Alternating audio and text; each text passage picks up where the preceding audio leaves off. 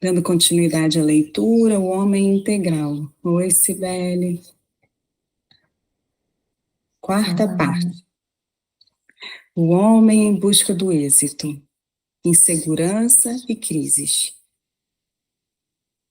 Esborroam-se sob os camartelos das revoluções odiernas os edifícios da tradição ultramontana, cedendo lugar às apressadas construções do desequilíbrio, sem memória ancestral, sem alicerce cultural.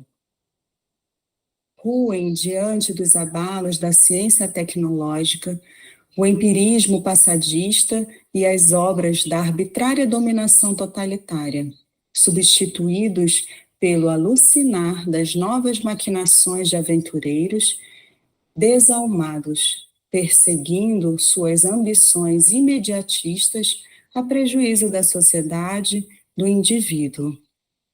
A política desgovernada exibe os seus corifeus, que se fazem triunfadores de um dia, logo passando ao anonimato, repleto de gozos e valores perecíveis, a intoxicar-se nos vapores dos vícios e das perversões em que falecem os últimos ideais que ainda possuíam.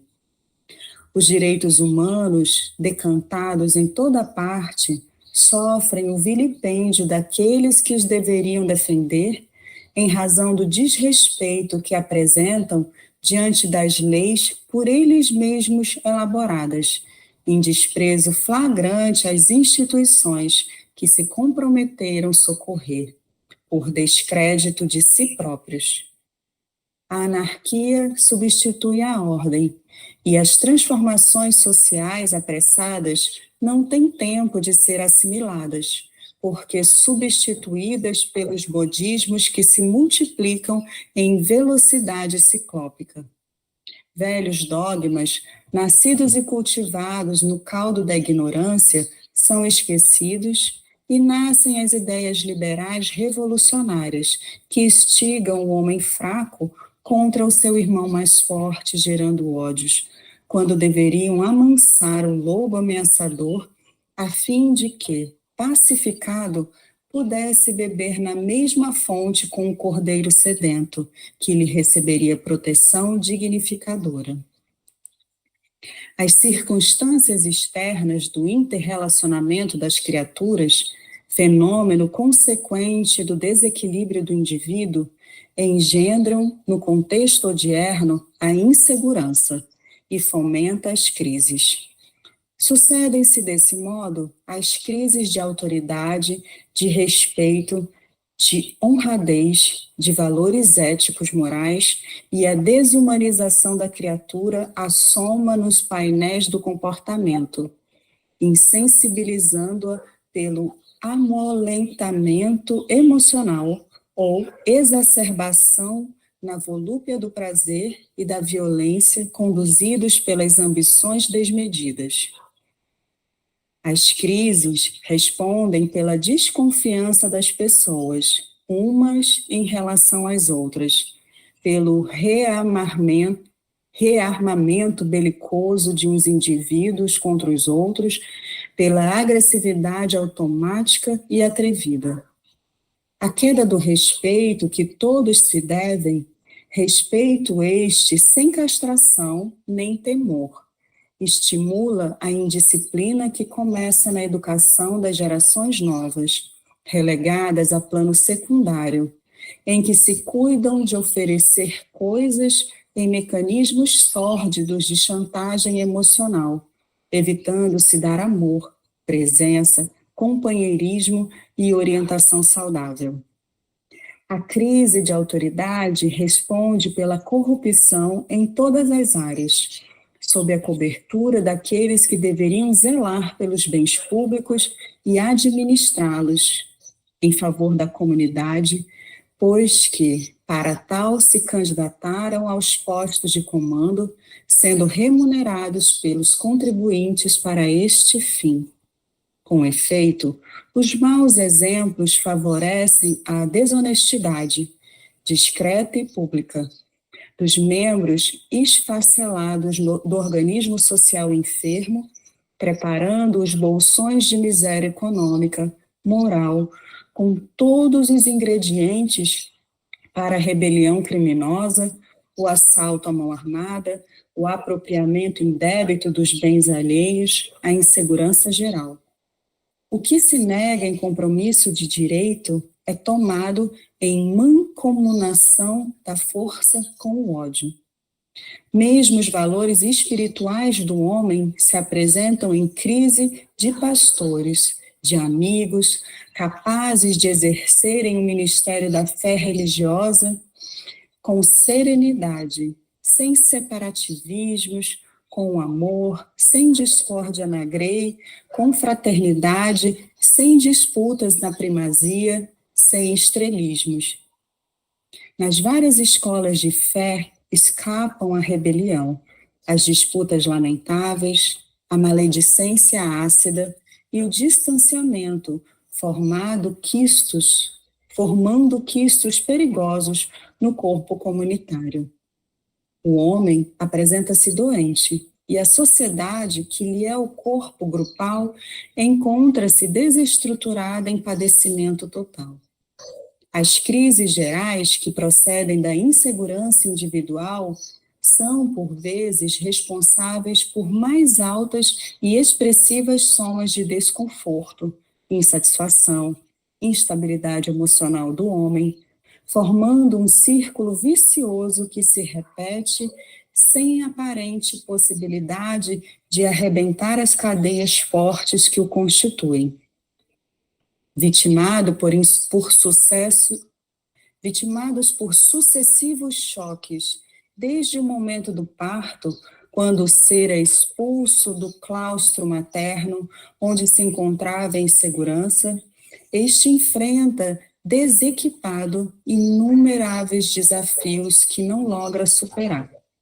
Chegando à idade adulta, ei-lo receoso, desestruturado para enfrentar a maquinaria insensível dos dias contemporâneos, em que a eletrônica e a robótica são conduzidas, porém avançam, tomando o controle da situação e lentamente reduzindo a observador das respostas e imposições digitadas, apertando ou desligando controles e submetendo-se aos resultados pré-estabelecidos, sem noção, sem participação pessoal nos dados recolhidos. Noutras circunstâncias, em estado fetal, experimenta os choques geradores da insegurança, no comportamento da gestante revoltada diante da maternidade não desejada e até mesmo odiada. O jogo de reações nervosas, as vibrações deletérias da revolta contra o ser em formação, atingem-lhe os delicados mecanismos psíquicos, desarmonizando os núcleos geradores do futuro equilíbrio, sob as chuvas de raios destruidores que os afetam irreversivelmente. O que o amor poderia realizar posteriormente e a educação lograr em forma de psicoterapia ficam à margem, sob os cuidados de pessoas remuneradas, sem envolvimento emocional ou interesse pessoal, produzindo marcas profundas de abandono e solidão que ressurgirão como traumas danosos no desenvolvimento da personalidade. A par dos fatores sociomesológicos, outras razões são preponderantes na época do comportamento inseguro, que são aquelas que procedem das reencarnações anteriores, malogradas ou assinaladas pelos golpes violentos que foram aplicados pelo espírito em desconcerto moral, ou que os padeceu nas rudes pugnas existenciais. Assinalando com rigor a manifestação da afetividade tranquila ou desconfiada, aquelas impressões são arquivadas no inconsciente profundo, graças aos mecanismos sutis do perispírito. O homem é um ser inacabado, que a atual existência deverá colaborar para o aperfeiçoamento a que se encontra destinado. Faltando-lhe os recursos favoráveis ao ajustamento, torna-se uma peça mal colocada ou inadaptada na complexidade da vida social, somando a sua a insegurança dos outros membros, assim favorecendo as crises individuais e coletivas. Por desinformação ou fruto de um contexto imediatista consumista, elaborou-se a tese de que a segurança pessoal é resultado do ter, que se manifesta pelo poder e recebe a resposta na forma de parecer. Todos os mecanismos responsáveis pelo homem e sua sobrevivência se estribam nessas propostas falsas, formando uma sociedade de forma sem profundidade, de apresentação, sem estrutura psicológica nem equilíbrio moral. Trabalhando somente no exterior, relega-se a plano secundário ou a nenhum o sentido ético do ser humano, da sua realidade intrínseca, das suas possibilidades futuras jacentes nele mesmo.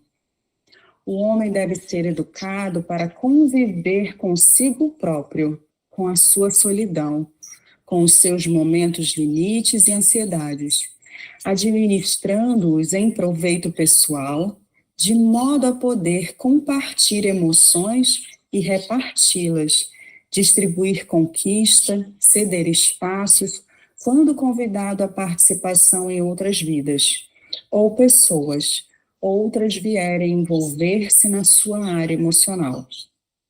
Desacostumado à convivência psíquica consciente com os seus problemas, mascara-se com as fantasias da aparência e da posse, fracassando nos momentos em que se deve enfrentar, refletindo em outrem o que observa com os mesmos conflitos e inseguranças.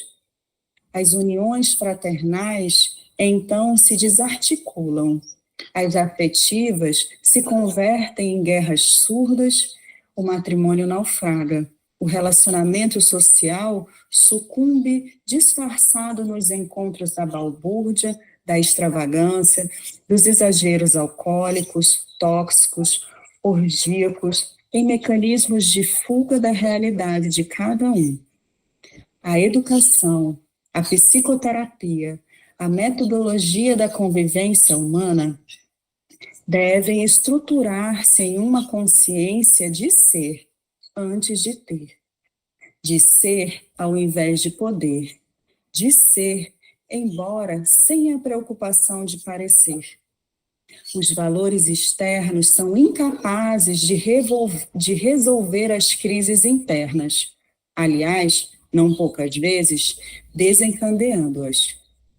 O que o homem é, suas realizações íntimas, sua capacidade de compreender-se, às pessoas e ao mundo, sua riqueza emocional e idealística, estruturam-no para os embates que fazem parte do seu modus vivendi e operandi, neste processo incessante de crescimento e cristificação. A coragem para os enfrentamentos sem violência ou recuos capacita-o para os logros transformadores do ambiente social, que deslocará para o passado a ocorrência das crises de comportamento, iniciando-se a era da construção ideal e a reconstrução ética, jamais vivida antes na sua legitimidade. Os conceitos do poder e da força estão presentes na sistemática governança dos povos. Sempre os militares governaram mais do que os filósofos, mais do que os filosóficos. E o poder sempre esteve por mais tempo na mão dos violentos do que na sabedoria dos pacíficos, gerando as guerras exteriores, porque os seus apaniguados viviam em constantes guerras íntimas, inseguros, aguardando a traição dos fracos que, bajuladores, os rodeavam, e a audácia dos mais fortes que lhes ambicionavam o poderio, terminando quase todos vítimas das suas nefastas urdiduras. A insegurança íntima, conseguida mediante o autodescobrimento, a humanização e a finalidade nobre que se deve imprimir à vida, são fatores decisivos para a eliminação das crises, porquanto, afinal, a descrença que campeia e o desconcerto que se generaliza são defluentes do homem moderno que se encontra em crise momentânea, vitimado pela insegurança que o aturde.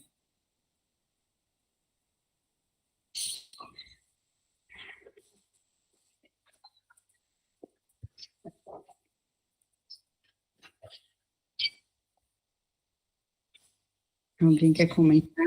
Forte, né? Gente do céu, eu acho que vai ter que começar tudo de novo.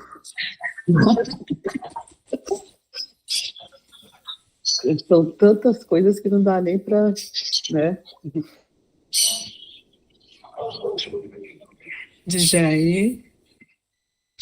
Eu achei muito interessante. Olha só o título. O homem em busca do êxito. Êxito, e esse êxito, quando a gente vê essa palavra, pensa logo em êxito financeiro, êxito pessoal, um monte de troca. E ela fala aqui, os valores externos que nós procuramos sempre nesse êxito são incapazes de resolver as crises internas, aliás, não poucas vezes desencadeando. O que nós temos hoje em dia? Bilhões de seres buscam esse êxito exteriormente. Isso aí, nós entramos de uma engrenagem que, para a gente estar fora, como é o nosso caso, é quase que uma exceção. Por isso que o grupo é pequeno, esses grupos são pequenos, porque nós passamos a ser praticamente exceção. E ela fala aqui, a segurança íntima conseguida mediante o autodescobrimento. O que é autodescobrimento? Se essas pessoas estão em busca do êxito, em busca do eu exterior, elas não conseguem fazer análise do autodescobrimento, aí vai para onde? Vai para psicólogo, um monte de troço aí, como ela fala aqui, recorre às drogas, um monte de situações, mas ele não sabe, ele não consegue ver. E é mesmo, às vezes, sendo encaminhado para uma religião, alguma coisa assim, ele rejeita, porque ele está envolvido nessa nuvem, uma nuvem muito forte. Praticamente, assim, para a gente romper isso, eu vejo assim, sabe? É uma exceção da exceção. Por isso que os grupos são pequenos, são poucas pessoas. Hoje em dia, graças a Deus que a gente tem esse WhatsApp, que a gente consegue conversar. E formamos ilhas, mas pelo menos a gente está desenvolvendo a nossa parte. Mas, assim, a grande maioria não tem acesso a isso. É isso que eu queria falar. Bom dia. Nossa, mexeu demais comigo esse texto, porque eu venho fazendo um curso online sobre comunicação, sobre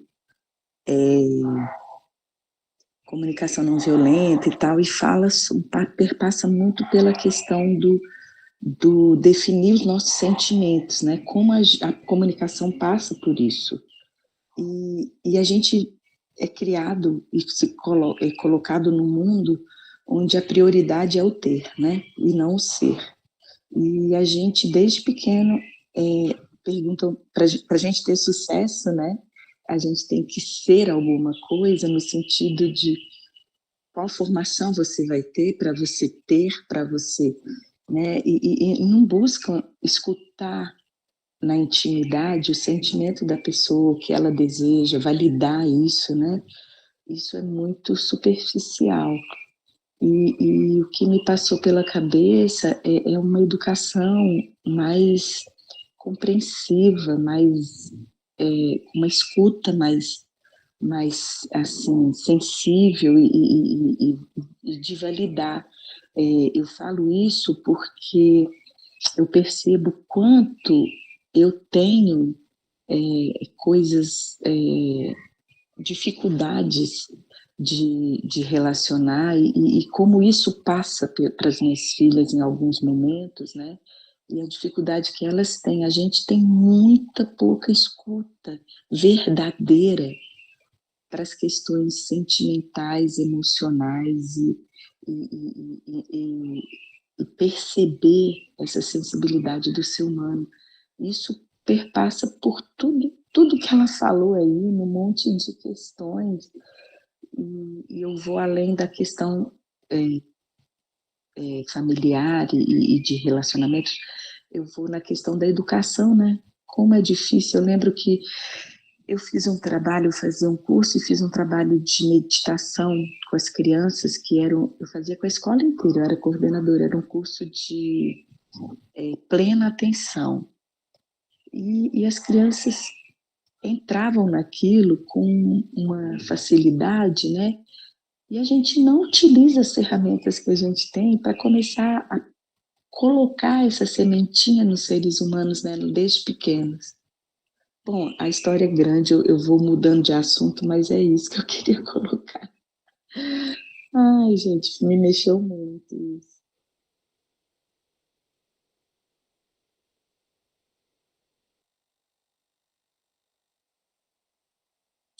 Eu gostei muito dessa história do parecer, né? Que a gente tudo tá em volta do parecer ser, né? O Jair já falou desse mundo exterior, né? E como que as pessoas têm é muito importante para as pessoas parecer alguma coisa, né? Eu falava para a Wina antes sobre a questão das imagens, e o mundo virtual, esse mundo que a gente está vivendo, tá muito isso, né? As pessoas vão para as redes e parecem ser felizes, parecem ter êxito, parecem ser resolvidas, parecem, e todo mundo parece ser, né? E através das imagens que a gente vê, né, nas redes, e depois isso daí não é bem a verdade, né?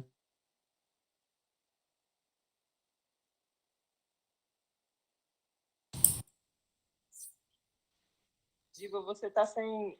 Seu microfone tá fechado. Não, eu terminei, é só isso, do parecer mesmo.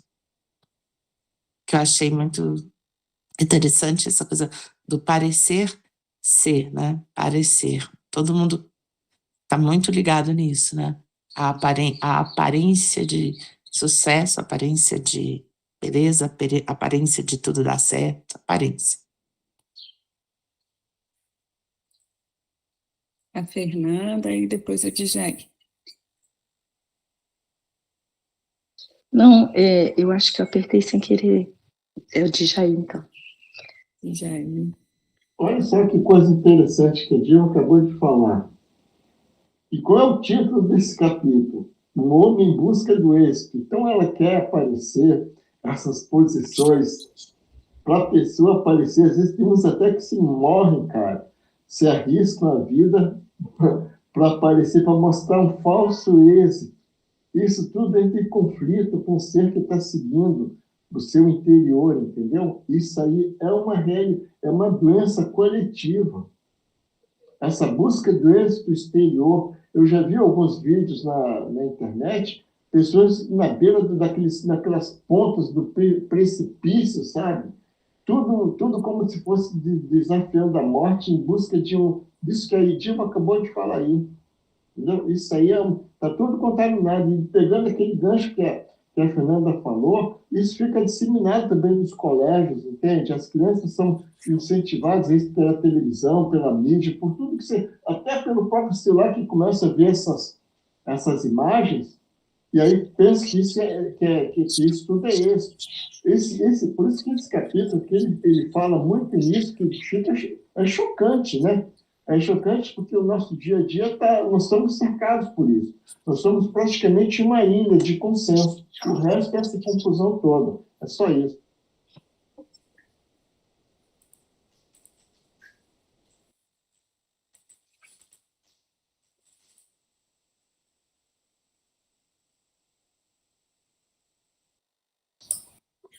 Isso eu penso muito, às vezes, em pequenas coisas, né, do parecer, e quanto nos afetam. A gente está tão envolvido nessas questões que elas interferem não só nas nossas no começo da nossa vida, ali, quando a gente ainda está envolvido em buscar uma profissão e se realizar no mundo material, muitas vezes a gente não percebe quantas escolhas a gente fez baseado no que os outros iam pensar, em como as outras pessoas receberiam, na aprovação delas, e que quantas vezes isso estava desalinhado, e às vezes a gente vai de tão pequenas coisas às grandes, e acaba gerando uma dependência de aprovação. E quando a gente deixa para o outro a aprovação, isso traz muita frustração e insegurança, porque eu não sei se alguém já pediu conselho, mas um tem uma opinião, o outro tem uma outra, porque cada um também tem sua vivência, sua forma de vida, então elege os seus valores. Então a parte que ela traz aqui para a gente é cultivar aqui, ó, trabalhar o sentido ético do ser humano, a sua realidade intrínseca, da gente se questionar o que realmente é bom para mim, o que realmente está alinhado aos meus conceitos éticos. E quantas vezes a gente não se vilipendia em determinadas situações para relegando muitas vezes aquilo que a gente não acredita, e não dentro de um processo egoístico, mas dentro daqueles valores que eles são fundamentais. E às vezes se perguntar o que para mim é inegociável, porque senão a gente está sempre à mercê de novos valores da sociedade, que muitas vezes vive valores doentios, valores que não são saudáveis, mas que entram em modismos e que agora, muitas vezes, até relacionado à alimentação, a formas de vida, e às vezes a gente não questiona, a gente segue.